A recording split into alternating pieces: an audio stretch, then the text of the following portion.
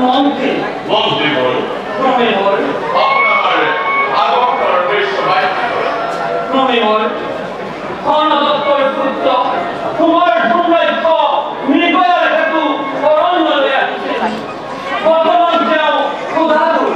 গতিকে আপনার আশ্রমটা আহার্য আমার আশ্রমে বর্তমান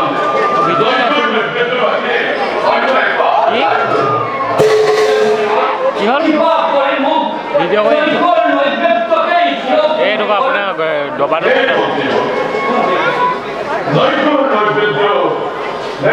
ঘৰটো নৈবেদ্য